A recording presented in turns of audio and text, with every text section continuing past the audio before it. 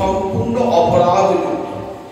শাস্ত্রে বলা দেখবেন 32 প্রকার সেবা অপরাধ মধ্যে একটা অপরাধ হল ভগবানের দিকে পৃষ্ঠ প্রদর্শন। কিন্তু যেহেতু হয়েছে আমি গোবিন্দের কাছে ক্ষমা চাইলে আপনার কাছে পাঠ বা পাঠের বক্তব্য রাখবো। ভগবানের দিকে কখনো পৃষ্ঠ প্রদর্শন করতে নাই। আমি বারবার বলেছিলাম আমভাবে করতে হবে ভগবান দিকে পৃষ্ঠ প্রদর্শন না হয়, কিন্তু সেটি আজ হয়ে যাচ্ছে। আপনার ক্ষমা করুন আমাকে পারতে নাই। সর্বদ ভক্তবৃন্দের চরণ আমার কোটি কোটি দণ্ডবৎ প্রণিপাত। হরিকথা শুনব কেন? এটি শ্রীমদ্ ভাগবতে কুন্তী দেবীর মুখেই আমরা শুনতে পাই। কুন্তী দেবী গোবিন্দকে স্তব করেছে। কুড়িক্ষেত্রের যুদ্ধ শেষ হয়েছিল, চরণে পড়েছে, যুধিষ্ঠির রাজা হয়েছে, গোবিন্দের চরণে পড়েছে। পড়ে কি বলছেন? সিন্নন্তি গায়ন্তি শ্রীরন্তি অভিঘ্নস সরন্তি নন্দন্তি তবে হিতমৃদনা তয়ব পশ্যন্তি অচিরেণ তাবকং পদাম্বুজং ভবপ্রবাহ পরমং। সিন্নন্তি গায়ন্তি সরন্তি নন্দন্তি।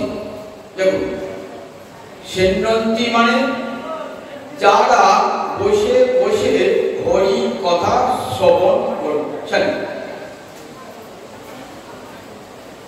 বসে বসে সব সময় একদিন আপনি শুনলেন এর বর্তমান গায়ে কি আছে? সিন্নন্তি গায়ন্তি অভিঘ্নস সরন্তি নন্দন্তি তবে হিতমেদনা। তব মানে তোমার যুষ্মৎ শব্দের ষষ্ঠী এক বছরে তব। কুন্তী দেবী ভগবানকে বলছেন তব ইহিতম। ইহিতম মানে লীলা, তোমার লীলা কথা যারা বসে বসে সিন্নন্তি সব সময় শ্রবণ করে। গৃণন্তি মানে যারা উচ্চারণ করেন তোমার নাম। সরন্তি কথা শুনে মনে মনে স্মরণ করে। নন্দন্তি পাঠ হচ্ছে বলে আনন্দ অনুভব করে। নন্দন্তি মানে আনন্দ অনুভব করে। আজ আমার ইংরেজি মঠে ভাগবত পাঠ হচ্ছে, আমি শ্রবণ করব, মনে আনন্দ হওয়া। নন্দন্তি তব হিতম। ফলটা কি হয়? তয়েব পশ্যন্তি, তারপরে তেব পশ্যন্তি, একমাত্র তারাই। এবং এই অপরাধে হস্যইকার হয়, মানে তারাই। তে মানে তাহারা, এই এবটা যেগুলো একমাত্র তারাই। পশ্যন্তি মানে দেখতে পান। কি দেখতে পান? তব পদাম্বুজং, তোমার চরণ কমল তারাই জগতে দেখতে পান। কত দেরি হবে দেখতে? বলে অচিরেণ, শীঘ্রই দেখবেন তারা তোমার চরণ কমল। তোমার চরণ কমল দর্শন করে আমার কি লাভ হবে? বলে ভবপ্রবাহ পরমং। ভব যে প্রবাহ, এই সংসার সমুদ্রের যে প্রবাহ, একবার আসা একবার যাওয়া, একবার আসা একবার যাওয়া। পুনরপি জননং পুনরপি মরণং পুনরপি জননী যথরে শয়নং। এই নাম ভবপ্রবাহ। আমি মরে গেলে যা জন্মাবনত না, আমাকে তো আবার আসতে হবে। আমরা বলি না মরলে বাঁচি, বাবা বাঁচবে না, আবার আসতে হবে কষ্ট ভোগ করবার জন্য। যে যে কর্মগুলো করেছো তার ফল ভোগ করতে হবে না? সেই ফল ভোগের জন্য আবার তো আসতে হবে। তাহলে একবার করে যাবো আর একবার করে আসবো। এই নাম ভবপ্রবাহ। এই ভবপ্রবাহের মোচন কখন হবে? আর আমাকে জননী জঠরে আসতে হবে না। কি কি করলেন? বলছেন যারা তোমার চরণ কমল দর্শন করবে। গোবিন্দ চরণ কমল যদি কেউ দর্শন করে তাহলে তার ভবপ্রবাহে পরম উঠে যায়। সংসার নদীতে যে নিরন্তর প্রবাহ চলছে সেই প্রবাহে বিশ্রান্তি আর প্রবাহে আসতে হবে না। তাহলে গোবিন্দ চরণ কমল দর্শনের জন্য যোগী ঋষি ধ্যানী জ্ঞানী যুগ যুগ ধরে তপস্যা করছেন। একজন যোগী, একজন ধ্যানী, একজন জ্ঞানী কোটি কোটি বৎসর ধরে তপস্যা করছেন, তবুও গোবিন্দ চরণ কমল দর্শন হয় না। কোটিতে কোটি কোটি যোগীর মধ্যে একজন হয়তো দর্শন করেছেন, কোটি কোটি জ্ঞানীর মধ্যে হয়তো একজন দর্শন করেছেন। বললেন সব বহু বচনে সিন্নন্তি গায়ন্তি স্মরন্তি অভিজ্ঞস নন্দন্তি তবেহিত নিজনা। তোমার কথা যারা বসে বসে সব বহু বচনে যারাই শ্রবণ করছে, একদিন শ্রবণ না নিত্য শ্রবণ। তাহলে এই যে হরিকথা শ্রবণ তার ফলটা কেমন দেখুন, গোবিন্দ চরণ কমল দর্শন হয়ে যাবে। আমি জানতেই পারলেন না, শুনতে শুনতে নিত্যম ভাগবত সেবয়া প্রতিদিন বসে বসে 5 মিনিট যদি বসে বসে হরিকথা শোনেন, কীর্তন করেন, তার নাম উচ্চারণ করেন, আনন্দ অনুভব করেন, মনে মনে স্মরণ করেন, তাহলে কি হবে? গোবিন্দের চরণ কমল দর্শন হয়ে ভবপ্রবাহ থেকে চিরকালের জন্য মুক্তি পেয়ে যাবে। তাই গোবিন্দের লীলা যেখানেই পাঠ হয়, যারা সাধু মানুষ তারা ছুটে যান, সংসারের শত কাজ ফেলে দিও আজ হরিকথা শুনবো। সংসার জ্বালা থেকে মুক্তি পাবো যদি হরিকথা শ্রবণ করে। যারা সাধুজন তাদের নিজের কর্মফল বিনাশের জন্য হরিকথার আসলে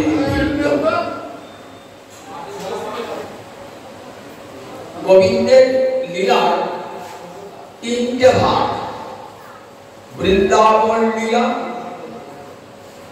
মথুরা লীলা আর দ্বারকা লীলা। 125 বছর গোবিন্দ পৃথিবীতে প্রকট ছিলেন। 125 বছর মানুষ বেঁচে 125 বছর মানুষ বেঁচে থাকে। গোবিন্দ নরবীর আছেন তো, গোবিন্দ 125 বছর তার লীলাটা। এই যে 125 বছরের লীলা, এই লীলার 3টে ভাগ, ব্রজলীলা বা বৃন্দাবন লীলা, তারপরে শুরু হয়েছে মথুরা লীলা, তারপরে দ্বারকা লীলা। ব্রজলীলা তার সময় সামান্য 10 বছর কয়েক মাস, তারপরে মথুরা লীলা, তারপরে দ্বারকা লীলা। যা ব্রজলীলা কৃষ্ণ পূর্ণতম, গোপী পূর্ণতমা। মথুরা লীলায় গোবিন্দ পূর্ণতর, আর শুনুন, গোবিন্দ পূর্ণতর, মথুরার নাগরীরা পূর্ণতরা। দ্বারকায় কৃষ্ণ পূর্ণ, দ্বারকার মহিষীরা পূর্ণা। তাহলে কোন লীলাটা সর্বোত্তম হল? যেটা পূর্ণতম সেটি। দ্বারকায় কৃষ্ণ পূর্ণ, মথুরায় কৃষ্ণ পূর্ণতর, ব্রজে কৃষ্ণ পূর্ণতম। এখানে তার ঐশ্বর্যেরও পূর্ণতম প্রকাশ, মাধুর্যেরও পূর্ণতম প্রকাশ। সেই জন্যই গোবিন্দ লীলাটি ব্রজলীলায় পূর্ণতম লীলা। ব্রজের যে লীলা আছে রসিকলার তিনটে ভাগ। তিনটে ভাগ কি কি? কৌমার, পৌগণ্ড, কৈশোর। কৌমার লীলাটা কতদিন? 5 বছর বয়স পর্যন্ত। কৌমার পঞ্চমাবধি 5 বছর বয়স পর্যন্ত গোবিন্দের কৌমার লীলা। 5 বছরের পর হতে 10 বছর পর্যন্ত দশমাবধি ভগবানের পৌগণ্ড লীলা। পয়ঙ্গ মধ্যে নয় ডয়ে পৌগণ্ড, বুঝলেন? পৌগণ্ড লীলা। 10 বছরের পর ভগবানের কৈশোর লীলা। এই তিনটি লীলা বৃন্দাবনে হয়েছে। কি লীলা হয়েছে? ভগবানের কৌমার লীলা, পৌগণ্ড লীলা বা বাল্য লীলা, আর কৈশোর লীলা। এই তিনটে লীলায় ত্রিবিধ রস আস্বাদন করেছেন। ত্রিবিধ রস আস্বাদন করেছেন। ত্রিবিধ রস কি কি? সখ্য রস, বাৎসল্য রস আর মধুর রস। কৌমার লীলায় কি রস আস্বাদন হয়েছে? দেখুন, তখন বাৎসল্য রস আস্বাদন হয়েছে। মা যশোদা পিতানন্দের স্নেহ ভালোবাসা পেয়ে গোবিন্দের যে বাৎসল্য রস, সেই আস্বাদনে ক্ষুধা মিটিয়েছেন কে? মা যশোদা, রোহিণী, নন্দ বাবা এবং ব্রজের বৃদ্ধ গোপীরা। এই লীলাটা গোবিন্দের বাল্য লীলা। তারপরে পৌগণ্ড লীলা বা বাল্য লীলা, শৈশব লীলা হয়ে গেল। এটা শ্রীরাম সুদাম সখাগণ সঙ্গে লীলা। সখ্য রসের আস্বাদন, প্রথমে বাৎসল্য রসের আস্বাদন, তারপরে সখ্য রসের আস্বাদন। শ্রীরাম সুদাম সখা সঙ্গে কাঁধে চড়ে কাঁধে করে করে লীলা। কাঁধে চড়ে কাঁধে চড়ায় করে লীলা। শ্রীরাম সুদামের কাঁধে চড়ে, আবার শ্রীরাম সুদামকে কাঁধে চড়ায়, এমনি করে খেলা করে, যুদ্ধ করে।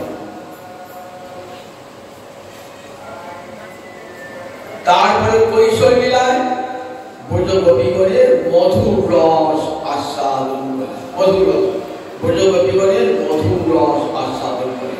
তাহলে তিনটে রস আস্বাদন হল। বাৎসল্য রস, সখ্য রস আর মধুর রস। ব্রজের আরেকটা রস হচ্ছে দাস্য রস, কিন্তু আমরা দেখতে হয় মধুর রস, বাৎসল্য রস আর সখ্য রসেরই লীলা প্রাবল্য। সেখানে দাস্য রসের কথা উল্লেখ করলাম না। আর শান্ত রস কি? বৃন্দাবনে নাই। সনক সনাতনাদি নবযোগীন্দ্র এদের শান্ত রস। শান্ত রসে প্রেম পর্যন্ত হয়, তার বিষয় হয়। ভগবানের সঙ্গে সম্বন্ধযুক্ত ভালোবাসা হয় না। তাহলে হোলি খেলা কি? কোন বয়সে লীলা? কৈশোরের লীলা। ব্রজগোপী গণের সঙ্গে লীলা, ঝুলন লীলা, রাস লীলা, এগুলি সব কোন বয়সে লীলা? মধুর রসের লীলা আস্বাদন ব্রজগোপীদের সঙ্গে। রাস এগুলি সব ব্রজগোপীদের সঙ্গে আস্বাদন মধুর রসের লীলা। মধুর রস সর্বোপরি। সব রসের ভিত্তি হল দাস্য রস। দাসের আছে কৃষ্ণ সেবা, এর কিছু অধিকার নাই। দাস্য রসের পর সখ্য রস, সেখানে কি আছে? কৃষ্ণের সেবা আছে, তার সঙ্গে আছে অভিন্ন মনন। একটা সখার সঙ্গে আর একটা সখার কেমন ভাবনা? সমপ্রাণ সখা মতো। কাকে সখা বলে? সমপ্রাণ সখা। প্রাণ যদি একরকম হয় তাকেই বলে সখা। শ্রীরাম সুদামের সঙ্গে গোবিন্দের সখ্য রস আস্বাদন হয়েছে। অভিন্ন মনন। দাসের সেবাও আছে। খেলতে খেলতে গোবিন্দ ক্লান্ত হয়েছিল, তখন শ্রীরাম সুদাম কানায় পাট বেরিয়েছে, মাথায় হাওয়া করছে, গায়ে হাত দিচ্ছে, আর সেবা দেওয়া। তাহলে শঙ্কর আছে, দাসের সেবা আছে, আবার সখার অভিন্ন মনন আছে, দুটোই আছে, সেবাও আছে আবার অভিন্ন আছে। বাৎসল্য রাশি কি আছে বলে দাসের মতন সেবা আছে, আর কি আছে অভিন্ন মনন। গোপাল আমার পেটের ছেলে, আমি গোপালের মনের কথা বুঝতে পারি। জগতের সব মায়েরা বলে না আমি ছেলের মনের কথা বুঝতে পারি, অভিন্ন মনন হবে। কখনো মা যশোদা কৃষ্ণকে ভগবান করে ভাবতেন না। আত্মজমা ভক্তা সুখদেব বলছেন দেখো নিজের পেটের ছেলে মনে করে তারা ভগবানের সেবা করে থাকে। যে অব্যক্ত পুরুষ আদি পুরুষ তাকে আত্মজ বলে নিজের ছেলে মনে করে, অভিন্ন। তাহলে দাসের গুণ আছে, সখার গুণ আছে, আবার কি আছে দেখো সখার গুণ আছে, তার সঙ্গে আছে মায়ের মমতা, বুক ভরা মমতা ছেলের জন্য। মধুর রসের কি আছে, দাসের সেবা আছে, ব্রজগোপীরা গোবিন্দের সেবা করেন। যখন তুমি বনে বনে গরু চড়াও তখন আমাদের কি মনে হয় যে ওই সুকোমলের চরণ দুটো তুমি যখন ফিরে আসো আমরা বুকে রাখতেও ভয় করি। ভীতা শনৈ দধিমহি অটতি যৎ ভবানন্যে কামনা। গোবিন্দ বল সন্ধ্যাবেলা বলছি তুমি যখন বনে বনে, অটতি মানে ভ্রমণ করা, অন্যি মানে দিলে কানবে মানে বনে বনে, বনে বনে যখন ঘুরে বেড়াও তখন তোমার দুটো চরণ যত্তে সুজাত চরণাম্বুরুহম। অম্বুরুহ মানে কি কমল, অম্বু মানে জল, তাকে রুহ মানে ভেদ করে ওঠে বলে পদ্মের একটা নাম অম্বুরুহ। তাহলে চরণাম্বুরুহ মানে চরণ কমল, সুজাত সদবংশী পদ্মের জন্ম হয়, অর্থাৎ যে কোনো পুকুরে হবে না, স্বচ্ছ সরোবর ছাড়া পদ্মের জন্ম হয় না। তাই যত্তে সুজাত চরণাম্বুরুহ ভীতা শনৈ দধিমহি স্তনেষু কল্পসেষু।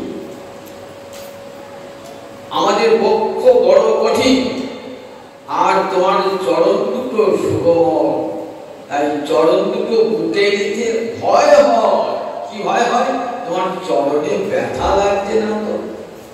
একদম ব্যথাতে তোমার বুকে তোমার চরণে ব্যথা লাগছে না তো? তাহলে দাসীর মতো সেবা কি হয়েছে ব্রজগোপীদের সেবা। আমি কৃষ্ণ পদ দাসী ইহর সুখনাশী, আরে গিয়া করে আত্মসাৎ, কভু না দেন দর্শন, যারে মোর তনু মন, তবু দিহ মোহনে প্রাণ। আমি কৃষ্ণ পদদাসী, রাধানীর অন্তরের ভাবনা কেমন? আমি কৃষ্ণ চরণের দাসী, কৃষ্ণ চরণের দাসী। তাহলে দাসী ভাব দাস্য রস হয়েছে। সেই সঙ্গে কি আছে? সখার অভিন্ন মনন। কৃষ্ণের কষ্ট হচ্ছে এটা কি অনুভব করেন ব্রজগোপীরা? অভিন্ন মনন না হলে কখনো কৃষ্ণের কষ্ট হচ্ছে, কি সুখ হচ্ছে, কি দুঃখ হচ্ছে বুঝতে পারেন? অভিন্ন মনন হলে বুঝতে পারেন, নয়তো বুঝতে পারেন না। আপনার আমার মনটা যদি এক হয় তবে আপনি আমার সুখের কথা, দুঃখের কথা বুঝতে পারবেন। এর নাম তো অভিন্ন মনন। তাই ব্রজগোপীরা অভিন্ন মনন। তাহলে সেটা আছে। আর কি আছে? মায়ের মমতাও আছে। ভালোবাসা যখন চলে ওঠে না তখন কি হয়? ওই গোপীদের ভালোবাসা ঠিক মায়ের মতো হয়ে যায়। তাহলে মায়ের মমতা আছে। সেই সঙ্গে কি আছে? মধুর রসে নিজ অঙ্গ দিয়ে কৃষ্ণ সেবা। আমার অঙ্গ দর্শনে, আমার অঙ্গের স্পর্শনে কৃষ্ণের হয় সন্তোষণ, অঙ্গের দর্শনে অঙ্গের স্পর্শনে কৃষ্ণের হয় সন্তোষণ। আমার অঙ্গ স্পর্শ করলে কৃষ্ণের আনন্দ হয়, আমার অঙ্গ দর্শন করলে কৃষ্ণের আনন্দ হয়। এই যে নিজ অঙ্গ দিয়ে সেবা, এটি মায়েরও নাই, দাসেরও নাই, সখার তার একটা বেশি আছে তো।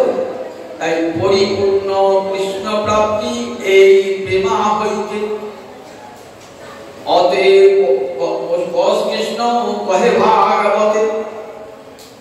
তাই ভাগবতে বলেন গোবিন্দ কাদের প্রেমে বশীভূত, ব্রজগোপীদের প্রেমেতে বশীভূত।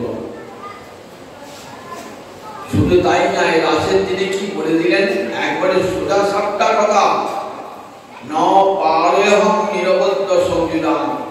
বললেন তোমাদের যে নির্মল প্রেম, সেই প্রেমের ঋণ আমি শোধ করতে পারলাম না। তাহলে পরিপূর্ণ কৃষ্ণ প্রাপ্তি এই প্রেমা হইতে, এই প্রেমার রস কৃষ্ণ কহে ভাগবতে। এই যে গোপীগণের যে কৃষ্ণ সেবা, সেটি সর্বশ্রেষ্ঠ সেবা। এটি দান করবার জন্যই তো আমার মহাপ্রভুর আগমন। এটি তো জগৎ আর কেউ দেয় নাই, জগতে আমার মহাপ্রভু জগৎকে দান করে গেছে। তাহলে বৃন্দাবনে কি কি অসাশ্রম বলেন, দাস্যরস, সৌখ্য, বাৎসল্য, মধুর। মধুর রসে কি করলেন, গোপীগণকে নিয়ে কত খেলা, রাস ঝুলন থেকে আরম্ভ করে কত খেলা হলো তো। তথাপি নহিল দিন বাঞ্ছিত পূরণ। এতখানি রস আস্বাদন করেও কার বাঞ্ছা পূর্ণ হল না? গোবিন্দের বাঞ্ছা পূর্ণ হল না। তিনটে বাঞ্ছা পূর্ণ হল না। কি কি তিনটে বাঞ্ছা? কৈছন রাধা প্রেমা, কৈছন মধুরিমা, কৈছন সুখে ইহ ভোগ। সহজ বাংলায় বলতে কিছু সুবিধা হয়। সর্বদাম একটি পদ আছে, রাধায়া প্রণয় মহিমা কীর্তিশোভা, অনয়া আশ্চাদ্য কীর্তিশোভা মধুরিমা, সৌখ্যম চাস্যা ভবতনুভবা। বলেন সৌখ্যম চাস্যা মদনুভবা। আমাকে রাধারানীর প্রেম কেমন, আর সেই প্রেমের আলোকে আমার মাধুর্য কেমন, আর আমাকে ভালোবেসে রাধারানীর অন্তরে সুখ। ইতি লোভা তার বাবাট্য সমজনী সচিবন প্রসিদ্ধ। হরি এই ভাব রাধিকার ভাবকান্তি অঙ্গীকার করে সচিবন প্রসিদ্ধ মাঝে আবির্ভূত হয়েছিলেন গৌরাঙ্গ। এখন দেখো না, একটা বাচ্চার কথা আজ আলোচনা করবে। কৈছন রাধা শিরাধায়া প্রণয় মহিমা কীর্তিশ। রাধারানীর প্রেমের মহিমা কেমন? সর্বদামোদর যে মহাপ্রভু অন্তরঙ্গ পার্ষদ, সবসময় কাছে থাকতেন, তিনি বলছেন শিরাধায়া প্রণয় মহিমা কীর্তিশ। রাধারানীর প্রণয় মহিমা কেমন, এটা জানতে ইচ্ছা হলো কার? গোবিন্দ। গোবিন্দ তো সর্বজ্ঞ, সর্ববিদ। বেদ বলেছেন গোবিন্দ সর্বজ্ঞ। কাকে সর্বজ্ঞ বলে? সর্বকে জানা কি যশ, যে সবে জানে তাকে বলে সর্বজ্ঞ। জগতে এমন কিছু ঘটে না যা গোবিন্দ জানে না। আমি বাইরে লুকিয়ে যেমন করে কাজ করব না কেন, কে জানতে পারে? একমাত্র গোবিন্দ সব জানতে পারে। তিনি জীবের ভিতরে আছেন, আবার বাইরে আছেন। যস্য নিঃশ্বাসিত বেদা, বেদ যার বিশ্বাস অখিল জ্ঞান যা হতে নির্গত হয়েছে, কিন্তু সর্বজ্ঞ ভগবান। কিন্তু তিনিও রাধারানীর প্রেমের অনুভব করতে পারলেন না। না জানি রাধার প্রেমে আছে কত বল, সে প্রেমে আমার সদা করে যে বিহব্বল। সবার শক্তি জানতে পারি, কিন্তু রাধারানীর প্রেমের শক্তি আমি জানতে পারি না। না জানি রাধার প্রেমে আছে কত বল। বল মানে শক্তি। রাধারানীর প্রেমে কত শক্তি আছে আমি জানি। যে প্রেমে আমারে সদা করে যে বিহব্বল, ওই রাধারানীর প্রেম আমাকে পাগল করে তোলে। রাধারানীর প্রেম মানে প্রেম আর রাধারানী পৃথক বস্তু নয়। প্রেম আর রাধারানী পৃথক বস্তু নয়। যেমন একটা সোনার কুণ্ডল আর সোনার হার, দুটিতে সোনা, দুটি এক পর্যায়ে গড়। কুণ্ডলটা আমরা সোনারটা কুণ্ডল, সেটা আমরা বাসকে ভরা ছিল। স্বর্ণকারকে দিলেন, স্বর্ণকারকে দিয়ে বললেন আমাকে হার করুন। যখন বাসকে ভরা ছিল তখন তার এত মান উঠেছিল না। আপনি গলায় বললেন হার করে, তখন তার কত মান উঠছে। ওই সোনাই কিন্তু কুণ্ডল গড়া। দেখো রাধারানী কেমন না, রাধারানী ওই সোনার হার, রাধারানী শক্তি। রাধারানী আর কৃষ্ণ প্রেম দুটো কখনো পৃথক নয়। প্রেম দুটো প্রকাশ, মুক্ত আর অমূর্ত। মুক্ত মানে মূর্তি দেখা গেল, আর অমূর্ত মানে দেখা যায় না।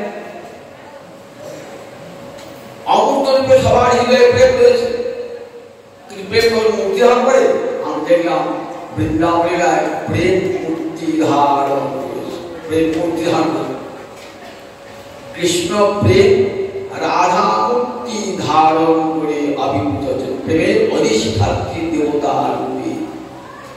তাহলে প্রেমের দুই প্রকার, একটি মূর্ত আর একটি অমূর্ত। যখন অমূর্ত তখন কেউ দেখতে পায় না, তখন ভগবানের সঙ্গেই থাকে রাধারানী শক্তি। আর যখন লীলা করার ইচ্ছা হয় তখন কি হয়, ওই প্রেমেরই অধিষ্ঠাত্রী দেবতার রূপে আসে। রাধা কৃষ্ণ এক আত্মা, দুই দেহ ধরি অন্যান্য বিরসের রস আস্বাদন করি। বলেন ও দুটো একই গো। রাধারানী আর কৃষ্ণকে পৃথক বলে মনে করো না। লীলারস আস্বাদন করবার জন্য দুটো পৃথক মূর্তি ধারণ করেছে, তাই রাধা মূর্তি। সেই রাধারানীর প্রেম তখন বলছে আমাকে বিহব্বল করে। আচ্ছা, ভগবানকে বিহব্বল করতে পারে এমন কোন শক্তি পৃথিবীতে আছে? কৃষ্ণ কহে আমি হই রসের বিধান। 12টা রস, 7টা গৌর রস আর 5টা মুখ্য রস। গোবিন্দ এই 12 রসের মূর্তি ধারণ করেছে কোথায় বলেন দেখি? একবারে 12টা রসের মূর্তি যখন কংসালয়ে ঢুকেছেন কংসকে বধ করবার জন্য। 12 রসের মূর্তি, 12টি রসের মূর্তি গোবিন্দ। কেউ দেখছেন শাস্ত্রীদাতা জম রূপে, কেউ দেখছেন নিজের পরিজন রূপে, কেউ দেখছেন সখা রূপে, কেউ দেখছেন সন্তান রূপে, যোগীরা দেখছেন পরমাত্মা রূপে। আবার মথুরা রমণীকে দেখছেন সর্বশ্রেষ্ঠ প্রেমিক পুরুষ রূপে দর্শন করছে মধুর। তাহলে 12টি রসের মূর্তি গোবিন্দ যখন কংসালয়ে প্রবেশ করেছেন, দ্বাদশ। তাই আমি হই রসের অধিধান। এই 12টা রস তো আমার আশ্রয়ই থাকে। তাহলে রাধার প্রেমে এমন কি শক্তি আছে যে শক্তি আমাকে বিহব্বল করে দেয়, আমাকে নাচায়। রাধারানীর প্রেমে গুরু আমি শিষ্য নয়, নিত্য আমার নানা নিত্যে নাচার উদ্ভব। পাগল হয়ে কি আর পাগল হয়ে নৃত্য করে, আনন্দে নৃত্য করে। কখন খুব আনন্দ আমার জানবেন, তখন কি করে পাগলের মধ্যে নৃত্য করতে আরম্ভ করেছে, এত আনন্দ। তা গোবিন্দ পাগল হয়ে গেছে, নৃত্য করছে রাধারানীর প্রেমে। কি রকম দেখুন গোবিন্দ লীলামৃতি, কবিরাজ গোস্বামী লেখা তো গোবিন্দ লীলামৃত। গোবিন্দ লীলামৃত কবিরাজ গোস্বামী লেখা। চৈতন্য চরিতামৃত কবিরাজ গোস্বামী লেখা, আর বিল্লমঙ্গলের কৃষ্ণ কর্ণামৃতের টিকা সারঙ্গ রঙ্গলা। এই তিন অমৃতের ভাষা এরা এই তিন ভুবন। গোবিন্দ এসেছেন, রাধার কথা মনে পড়ে গেছে। গোবিন্দ কোথায় এসেছেন? রাধা কুণ্ডের তীরে শ্রীরাম সুনাম সখাগণে বড়ভাবে করে প্রচারণের ভার দিয়ে চলে এসেছে রাধাকে দর্শন করবার জন্য। কোথায় এসেছেন? রাধা কুণ্ডের তীরে।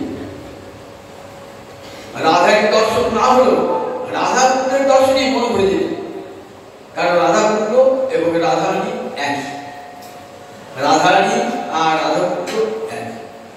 একবারে রাধা কুণ্ডে যেই করে স্নান, কৃষ্ণ তারে রাধা সম প্রেম করে দান। তাই রাধা কুণ্ড আর রাধারানী এক।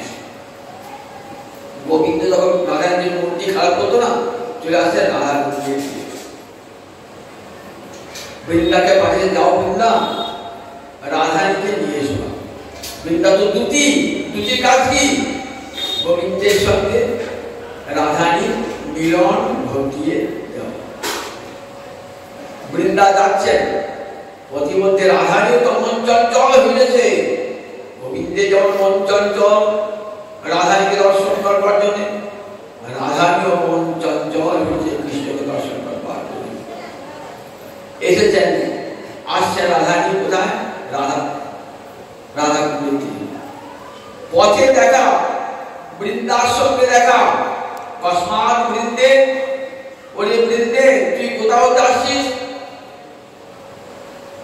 কোথাও যাচ্ছিস? বৃন্দাকে জিজ্ঞাসা করছে, বৃন্দে তুই কোথাও যাচ্ছিস? হরে মানবরা, আমি গোবিন্দের চরণ মূল থেকে আসছি। কোথায় আছে সেই গোবিন্দ? শ্রীহরি কোথায় রয়েছে? কুণ্ডারণ্যে, রাধা কুণ্ডের বনে ঘুরে বেড়াচ্ছেন। আচ্ছা, সেখানে কি কাজ? ঘুরে ঘুরে বেড়াচ্ছে। কি বিহক পুরীতে? সেখানে কি করছেন? কি বিহক পুরীতে? নিত্য শিক্ষা, নাচ শিখছে গোবিন্দ। নাচ শিখছে গোবিন্দ। রাধা কুণ্ডের ধীরে ধীরে বনে বনে পাগলের মতো ঘুরে বেড়াচ্ছেন নৃত্য করতে করতে। তা বলছেন শৈলশী ভগবতী, যেমন নর্তকী, সে যেমন কি করে নাচতে আসতে সবাই ঘুরে থাকে, গোবিন্দ সেই রকম ঘুরে গেছে। গুরুপদ, গুরুকে নাচ শেখানোর তো গুরু আছে, তার তো তার গুরুকে। বিদ্যাকে জিজ্ঞাসা করছে রাধারানী, বলছে তুমি আমি তো এখানে প্রতিমধ্যে আছি, আর রাধা কুণ্ডের তীরে আছে গোবিন্দ। আমি নাচ শেখালাম। তোর মূর্তি, তোমার মূর্তি, আমি দেখাই আমার মূর্তি। বলছে প্রতি তরুলতা, প্রতি তরুলতা। বলছে দেখো ওই রাধা কুণ্ডের প্রতি তরুলতা, এদিকে সেদিকে, পূর্ব পশ্চিমে উত্তর দক্ষিণ ঈশান অগ্নি নৈনি বায়ু 10 দিকে কি দেখছেন? তোমার মূর্তি দর্শন করছেন। তোমার মূর্তি গোবিন্দ দর্শন করছেন। তুমি আছো আর তোমার পিছনে পিছনে গোবিন্দ নৃত্য করছে। যে সেখানে নাচ, সে প্রথমে নাচে, আর তার নাচ দেখে পশ্চাতে কারণ আছে, তার নাচ শিখছে। রাধারানী নাচছেন, বলছে আমি তো এখানে। তাহলে তাকে নাচ শেখাচ্ছে কে? বলছে তুমি শেখাচ্ছ, আমি তো এখানে। তোমার মূর্তি কোথায়? প্রতি তরুলতা, দিক বিদিক সুস্ফুরন্তি। রাধা কুণ্ডের প্রতি তরুলতায়, প্রতি দিক বিদিকে তোমার মূর্তি স্ফূর্তি প্রাপ্ত হচ্ছে। আর সে তোমার নৃত্যরতা মূর্তি দেখে গোবিন্দ নাচছে। দেখুন একবার রাধারানীর প্রেম কেমন করে কৃষ্ণকে পাগল করেছে। আমি চিন্ময় তত্ত্ব, আমি পূর্ণ আনন্দময়, আমি পূর্ণ তত্ত্ব, তথাপি রাধারানীর প্রেমের এমন মহিমা যে আমাকে নাচাচ্ছে সেই প্রেম। আচ্ছা, গোবিন্দের প্রেমে কারা আছে? মহাদেব নাচছে, ব্রহ্মা নাচছে, অনন্তনাগ বাসুকী নাচছে, দেবরাজ ইন্দ্র নাচছে, এই জগতে রাজর্ষি ভরত নৃত্য করছে। দেখুন একবার, তাহলে গোবিন্দের প্রেম এই লোকে সেই লোকে, তার সেই প্রেমের একটু গণাদান পেয়েছে, তার নাচছে। আর গোবিন্দ নাচছেন কার প্রেমে? গোবিন্দ নাচছে রাধা রানীর প্রেমে। তাহলে জগতে সব থেকে বড় কে? গোবিন্দের বড়, রাধা রানী জগৎগুরু রাধা রানী। গোবিন্দের প্রেমে ভোলানাথ নাচে, ব্রহ্মা নাচে, বাসুকি নাগ বাসি শুনে মাথা নাচে, পৃথিবীটা বুঝে রাখবা। আর সেই গোবিন্দ নাচছে রাধা রানীর প্রেমে। তাই না জানি রাধার প্রেমে আছে কত বল, সে প্রেমে আমার সদা করে যে বিহব্বল। তাই রাধানীর প্রেম কত উঁচুতে। রাধানীর প্রেম মানে কৃষ্ণ প্রেম, কৃষ্ণ প্রেমের মূলতি রাধানী। একটা সোনার আংটিও যান, একটা সোনাটাও তাই।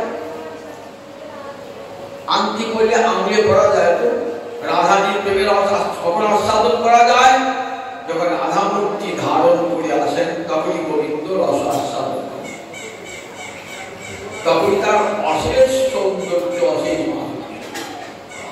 যদ্যপি কৃষ্ণ সৌন্দর্য মাধুর্যের অধুর্য, ব্রজদেবী সঙ্গে তাহারে বারে মাধুর্য।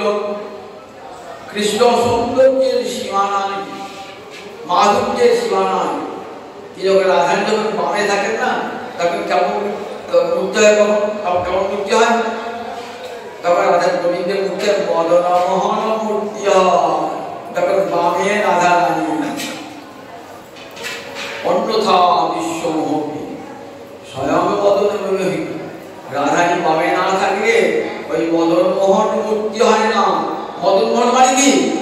মদনও মোহিত হয়ে গেল যে রূপ দেখে। তখন রাসেতে যখন বামে রাধারানী নৃত্য করছেন না গোবিন্দের, সেই মূর্তি দর্শন করে মদন বিমোহিত হয়ে গেল। যে মদন জগৎকে মোহিত করে, কামের দেবতা মদন, সেই মদন বিমোহিত হয়ে গেল। হার মানল মদন, যুদ্ধ করতে গেছিল গোবিন্দের সঙ্গে। সব দেবতাকে হারিয়েছি আমি ব্রহ্মাকে হারিয়েছি, আমি মহাদেবকে হারিয়েছি, এবার গোবিন্দকে হারাবো, সুযোগ খুঁজছি। একবার সুযোগ পেয়েছিল, কোথায় বলুন দেখি? যখন বসন চুরি করে গোবিন্দ, তখন নিহাত ছেড়ে না, পালনে পালিয়েছি। আর একবার যখন যজ্ঞবন্দীরা অন্নাদি নিয়ে যখন গোবিন্দের কাছে তখন চেষ্টা করছিল, পারে না। এই রাসের দিন নির্জন রাত্রি, আজ সুযোগ পেয়েছি, আজ গোবিন্দকে হারাবো। রাসের দিনে তা হারাবো বলে গিয়েছেন। রাসের মাসি বেজে উঠেছে, বিরাট বক্সিদারি শুনে গোবিন্দের কাছে গিয়েছেন। এইবার মদন এসেছে, গোবিন্দ জানেন তাই মদন আসবে। বলছে মদন, তোমার যতখানি শক্তি ততখানি প্রয়োগ করো। মদনের তো বেশি শক্তি নাই, 5টা মাত্র বান, 5টা বান পঞ্চবান্ন। মদের অহংকার চূর্ণ করতে হবে তো একটা করে বান নিক্ষেপ করছে, একটা বান নিক্ষেপ করতে একটা বান। মদনের পঞ্চবান ভেঙে হলো খান খান। মদন দাদার বলবায় চূর্ণ হল। সমর সাজে পড়ল রাজে, রতিপতি ভয় ভাজে। টুকডল কিয়ে ফুল ধনু গণ, কিয়ে রতি নে তুন ভেল শুন। সমর মাঝে পড়ল রাজে, রতিপতি ভয় ভাজে। রতিপতি মানে কে? কামদেব মদন, তার বড় নাম কি ছিল? রতি, তাই রতিপতি। রতিপতি ভয় ভাজে, রতিপতি ভয় পেয়ে গেছে। আমার তো বান সব শেষ হয়ে গেল, আর বান হলো, আর তীরটা ধরুটা খান খান হয়ে গেল। যুদ্ধ করবো কি দিয়ে? পরাজিত হয়ে গেছে তো। গোপীরা বেঁধে রাখে না, তোমাকে ছাড়বো না। করছি, আমি অপরাধ করেছি, আমাকে ছেড়ে দাও। বললেন না না, তোমাকে ছাড়া হবে না। গোবিন্দ চরণে বলেছেন বারবার, গোবিন্দ আমি কি করবো, গোপীরা যদি না ছাড়ে আমি কি করবো? বারবার বলতেন গোবিন্দ সাহেব বলতেন মদনকে ছেড়ে দাও। বেশ ছাড়বো, গোবিন্দের কথা একটা প্রতিশ্রুতি দিয়ে দাও। কি প্রতিশ্রুতি? না যেখানে গৌর গোবিন্দের লীলা হবে সেখানে তুমি থাকবে না, রাধা গোবিন্দের লীলা হবে সেখানে তুমি থাকবে না। বলে আমি কথা দিলাম যেখানে রাধা মাধবের লীলা কথা হবে সেখানে কামের প্রবেশ হবে না, হবে না, হবে না। রাধা মাধবের কথা সেখানে কোনো প্রকার বিকৃত ভাবনার স্থান পাবে না। তাই নাম ধরে যিনি পঞ্চস্বর দর্প, পঞ্চস্বরের দর্পকে যিনি জয় করলেন, স্বয়ং নব কন্দর্প নাম ধরে মদন মোহন, যিনি পঞ্চস্বর দর্প, মদের একটা নাম পঞ্চস্বর, যিনি মানে জয় করলেন তার অহংকারটাকে, যিনি পঞ্চস্বর দর্প স্বয়ং নব কন্দর্প। এই দেখো আমি তো মদন মোহন এসে গেছি, নাম ধরে মদন মোহন। তাহলে রাধারানীর প্রেম গোবিন্দকে কত উঁচুতে তুলে রেখেছে। রাধারানীর প্রেম, এই প্রেমের বর্ণনা শেষ হয় না। চিরাধারা প্রণয় মহিমা কিরিসভা, কবি চণ্ডীদাস রাধা মাধবের প্রেমের কথা ব্যাখ্যা করতে গিয়ে একটি সুন্দর কবিতা লিখেছেন। কি কবিতা লিখছেন দেখুন, পল্লী কবি চণ্ডীদাস।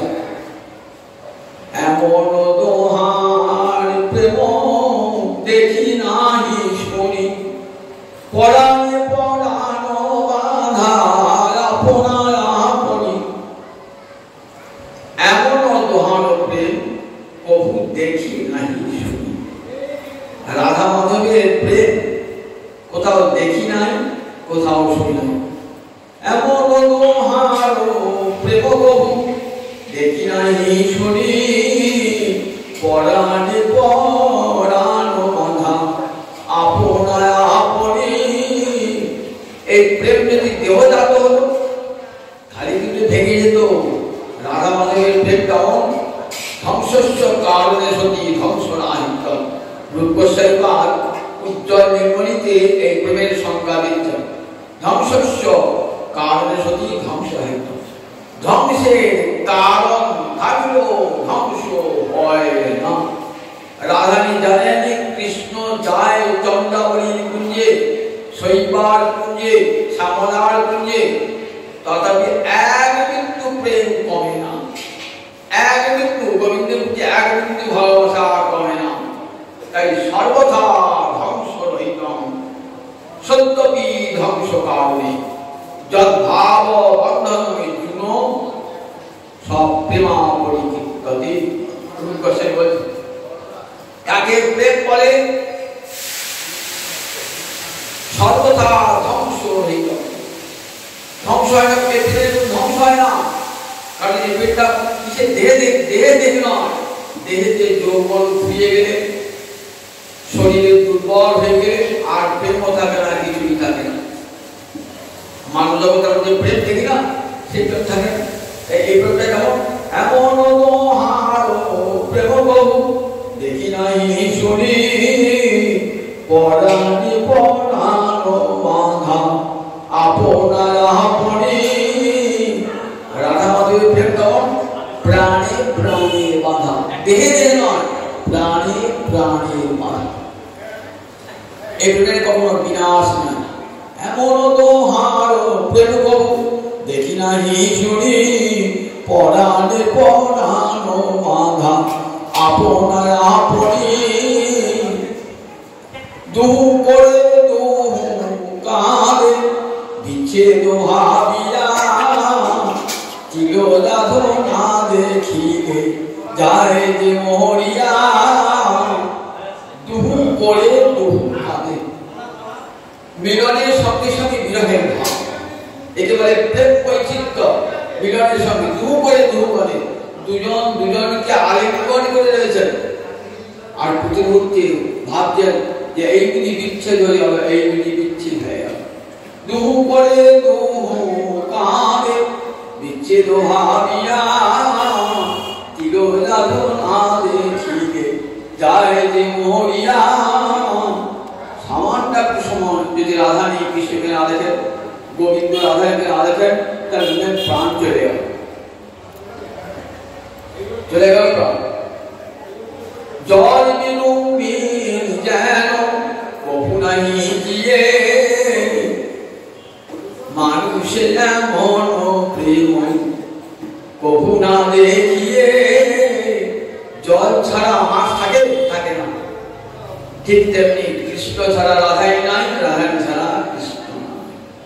তাই মানুষের এমন প্রেম হয় না, হয় মানুষের প্রেম সেটা কাম মাত্র, দেহের রূপ সৌন্দর্য দেখে ভালোবাসা, রূপ সৌন্দর্য ফুরিয়ে গেল, ভালোবাসাও শেষ হয়ে গেল। ততদিন পর্যন্ত ভালোবাসা থাকে না। একজনকে ভালোবাসার পর আবার একজনকে ভালোবাসি, তাকে ছেড়ে দিয়ে আবার একজনকে ভালোবাসি, এর নাম প্রেম নাকি? একে প্রেম বলে? একে কাম বলে। আত্মেন্দ্র প্রতিবাঞ্ছা তারে কহে কাম, কৃষ্ণেন্দ্র প্রতিবাঞ্ছা ধরে প্রেম না। আমরা কাম আর প্রেমের তফাৎ জানি না, তাই এই জগতের নরনারী ভালোবাসাকে আমরা বলি প্রেম হয়েছে। প্রেম কি করে প্রেম হয়? বলছে কামে লোহা, প্রেম সোনা। কাম অন্ধকার আর প্রেম দিবালো, ভাস্বর সূর্যালো। কাম অন্ধতম, সেই কামটাকে আমরা বলি প্রেম। দেখুন একবার কবিরাজকে সেই বলবে না, ও এটা প্রেম নয়, এটাকে প্রেম বলে প্রেমের অপমান হয়, এটা কাম বলবে। যতদিন শরীরে কাম থাকে ততদিন প্রেম ভালোবাসা হয়ে যায়।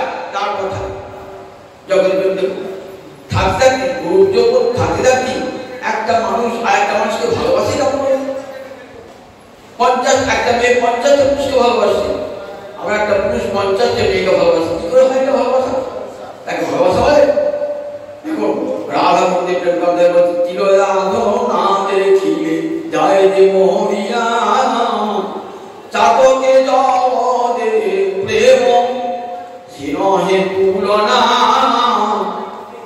চরিদাস দেখাচ্ছেন, আচ্ছা বলছো রাধা মাধবের প্রেমের তুলনায় তো, আচ্ছা চাতকের সঙ্গে জলদের একটা প্রেম আছে, কিন্তু এটা কিন্তু দীর্ঘস্থায়ী প্রেম, এটা তুলনা হবে না। চাতক একটা পাখির নাম, চাতক পাখি। দেখবেন সেই পাখিটা বর্ষাকালে আকাশে মেঘ দেখা যায় না, তখন ফটিক জলকে ঘুরবে। এখন নদী নালার জল রয়েছে, পুকুরের জল, সে খাবে না, সে খাবে কোনটা বললো তিনি? ওই বর্ষার জল সে খাবে, জল মেঘে। চাতকে জলদে প্রেম সিনহে তুলনা, সময় না হইলে না দেয় এক কণা।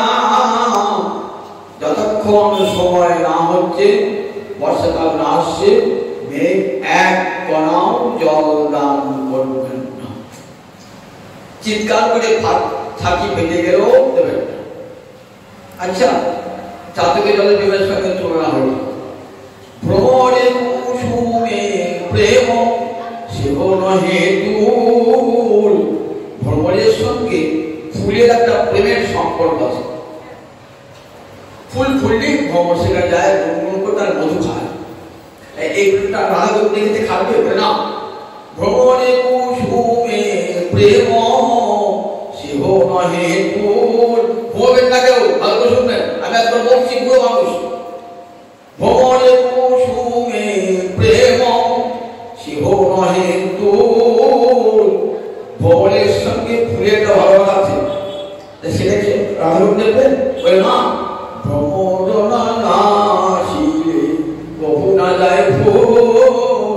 একদিন ভ্রমণ আসতে ভুলে গেছে, আসে না, ফুল কি ডাকতে যায়? তুমি এখানে কেন জানেন না, ফুল যায় না তার কাছে, তাহলে সেই প্রেমটাও সমান কি হল না? ভানু কমলে প্রেম সেহ নাহি হয়, হিমে কমল ভানু সুখে রায়। হিম মানে ভানু আর কমল, ভানু মানে সূর্য আর কমল, পদ্মফুলের সঙ্গে সূর্যের একটা ভাব ভালোবাসার সম্পর্ক আছে। তার মধ্যে কি সূর্য উঠলেন, পদ্মফুল একটি করে খুশিতে পাপড়ি মেলে, খুব খুশি সূর্যকে দেখে। এই জগতে প্রেমিককে দেখে খুব খুশি হয়ে যায় না? যেমন পদ্মফুলটা রাত্রিবেলা মুদ্রিত, এই ভোরে আকাশে সূর্য দেখলো না, অনেক ধীরে ধীরে ধীরে ধীরে হাসতে হাসতে হাসতে হাসতে তার পাপড়ি বিকিরণ করে দিচ্ছে। তাহলে তার পদ্মের সঙ্গে আবার যে সূর্য ডুবে যায়, তখন পদ্ম তার পাপড়িটা গুটিয়ে নেয়, খুব দুঃখ পেয়েছে বলে গুটিয়ে নেয়। তাহলে এই তুলনা হবে? বলে না, মান কমলে প্রেম সেও নাহি হয়। সূর্যের সঙ্গে কোমলের যে প্রেম ভালোবাসা, সেটাও আমার রাধা গোবিন্দের ভালোবাসার সমান। তাহলে কোনটা রাধা গোবিন্দের প্রেমের সমান, কোনটা হবে? বলে হিমে কমল মনে ভানু সুখে রায়।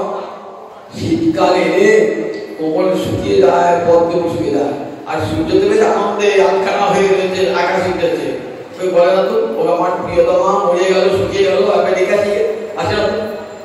ভানু কোথায়? সূর্যের সঙ্গে কোমলের যে প্রেম, সেটি রাধারানীর সঙ্গে হয়, রাধা গোবিন্দের প্রেমের সঙ্গে হয়। চকরে চাঁদেতে প্রেম সেও নাহি হয়। চক্র একটা পাখি, সে চাঁদের সুধা খাবার জন্য ছুটে যায়। দেখবেন যখন পূর্ণচন্দ্র না, ছোট্ট একটা পাখি ছুটছে ছুটছে ছুটছে, কি জন্য? ওই চাঁদের সুধা আছে, মধু আছে, খাবার খাচ্ছে। তিনি কোনোদিন শুনেছেন যে পাখিটা গিয়ে, ওই চাতক পাখিটা গিয়ে, ওই চক্র পাখিটা গিয়ে চাঁদের মধু খাচ্ছে? কোনোদিন সে নাগাল পায় না, এত দূরে রয়েছে। তাই অতুলন কৃষ্ণ প্রেম চণ্ডীদাসে গায়। এমনটাই কৃষ্ণ প্রেম অতুলন, রাধা মাধবের প্রেম অতুলন।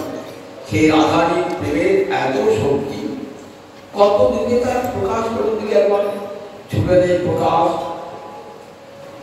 রাসের প্রকাশ, কত প্রকাশটা আমার এই দোলকে হলকেলায় তার প্রকাশ। দেখুন রাধারীর অঙ্গবর্ণ কেমন, পীতবর্ণ তো, গোপীগণের ভালোবাসার রং কেমন, ভালোবাসার অনুরাগের বর্ণ হলো লাল।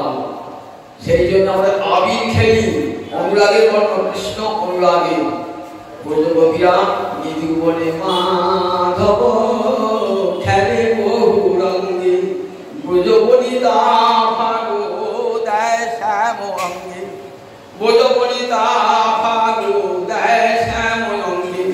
কি আনন্দ! বসন্তকাল এসেছে, কোকিলের বহুদাম, ভোরের গুঞ্জন চতুর্দিকে, এক মধুময় পরিবেশ, মলয় পবন বইছে। এই সময় উপযুক্ত প্রেমের সময়, বসন্ত ঋতু, প্রেমের ঋতু। বসন্ত ঋতু বলে প্রেমের ঋতু। আর ঋতু আজ বসন্ত, বসন্ত এসেছে তো। এই বসন্তের আগমনে চতুর্দিকে একটা মধুময় পরিবেশ, মনে মনে অশোক ফুল ফুটেছে, লাল ফুল, অশোক ফুল ফুটেছে। এমন সময় রাধা গোবিন্দের লীলা, চর্চরি ছন্দে গান গাইছে ব্রজগোপীগণ একদিকে, আর ব্রজের গোপীগণ একদিকে। শ্যামকুণ্ডের তীরে গান গাইছে কারা?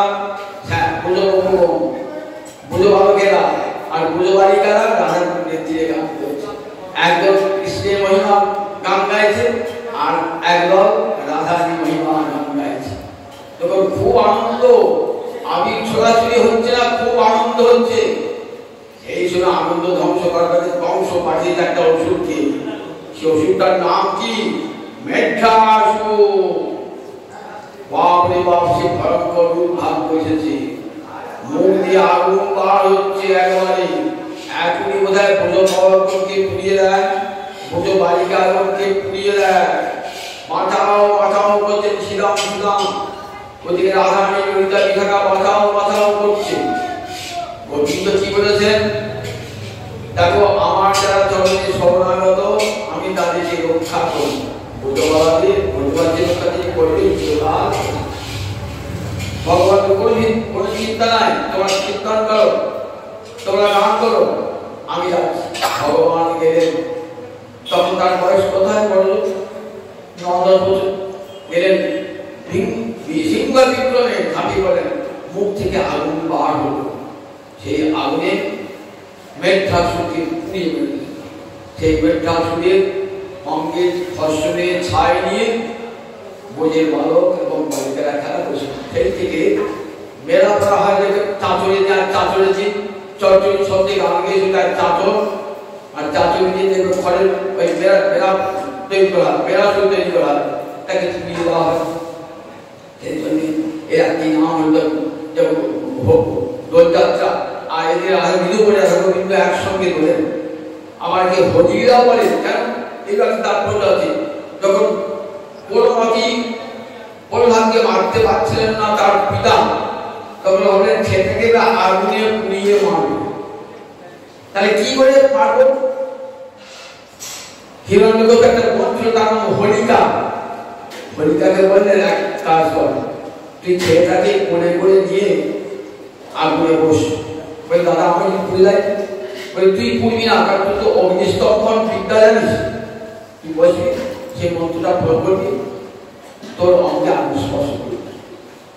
এইবার বসেছে কোলে নিয়ে। তো দেখুন ভক্তের কত শক্তি, একবার দেখুন অসুরের শক্তি আর ভক্তের শক্তি, কোন শক্তি জয় হবে? ভক্তের শক্তি জয় হবে। শত শত অসুরেও কিছু করতে পারবে না। বসেছেন তো আগুন দাও দাও করে জ্বলছে। হিরণ্যকশিপু বলছে এইবারে বেটা প্যাঁচে পড়েছে, এইবার শেষ। ও মা কি হলো? দেখছেন তো হোলিকা পুড়ে শেষ হয়ে গেল।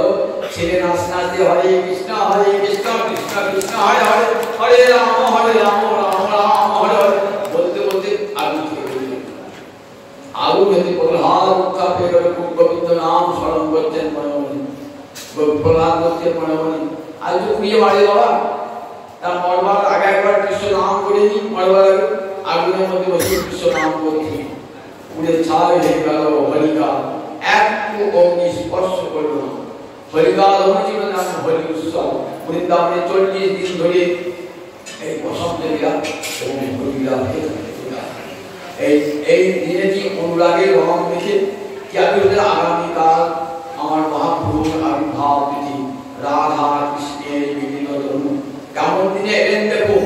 যদি রং খেলার দিন, রাধারানীর অনুরাগের দিন, সেই অনুরাগের দিনে আবির্ভূত হলেন। রাধারানী প্রেমের অনুরাগ হৃদয়ে ধারণ করে আর রাধারানী ভাব কান্তি অঙ্গে রয়ে সমস্ত জীবের করতে হরিনাম বলে হরে কৃষ্ণ কৃষ্ণ কৃষ্ণ হরে হরে, হরে রাম রাম রাম হরে। নাম জন্মাইয়া আসবেন শ্রীকৃষ্ণের জন্য। সবার মুখে নাম বলবেন। বললেন যারা পাপি দাপি তারা ঠাট্টা করে বলবে, জবন যারা তারা পরিহাস করে ওই দেখো হিন্দুরা হরি হরি করছে। তাই সবার মুখে হরিনাম করাবেন ভগবান। পাপি তাপি জবন অন্য ধর্মী বিধর্মী ঠাট্টা করে পরিহাস করে বলবে। সবার মুখে চৈতন্যের সৃষ্টি এই নাম সংকীর্তন। সকলে আগে নাম যেদিন জন্ম যেদিন আবির্ভূত হলেন সেদিন চন্দ্রগ্রহণ, সেগুলো আগের দ্বারা চন্দ্রগ্রহণ হচ্ছে। কেন চন্দ্রগ্রহণটা হলো? রাহু বলছে ওরে চন্দ্র তোরা দর্শন নয়, অকলঙ্ক পূর্ণ চন্দ্র ধীরা দর্শন। সকলঙ্ক চন্দ্রে আর কি হবে? তুই তো কলঙ্ক আছে, তো অঙ্গে কলঙ্ক আছে, সব কলঙ্ক নিয়ে তোর আকাশ প্রয়োজন কি? আর নিষ্কলঙ্ক চন্দ্র হচ্ছে গৌরচন্দ্র। আর তোমার প্রয়োজন ফুরিয়ে গেছে, সকলঙ্ক চাও তোমার প্রয়োজন ফুরিয়ে গেছে। তুমি নিষ্কলঙ্ক গৌরচন্দ্র এসেছেন। আগামীকাল গৌর পূর্ণিমা, এই তিথি পরম আদরে পালন করবেন, উপবাস করে থাকবেন। সন্ধ্যাবেলা একবারে গধূলি লগ্নে সিংহ রাশি সিংহ লগ্নে আমার মহাপ্রভুর আবির্ভাব প্রদীপ লগ্নেতে ওই তিথি ভালোভাবে পালন করবেন। যারা মহাপ্রভুকে ভালোবাসেন, হৃদয় চাঁদকে ভালোবাসেন, গৌর পূর্ণিমা করতে ভালো ভালো কি জন্মাষ্টমী হবে গৌর পূর্ণিমা করতে করবেন। আর এই দাসের চাঁদের পুজো এই হরিকথার বিশ্রাম দিয়ে জয় নিতাই জয় নিতাই।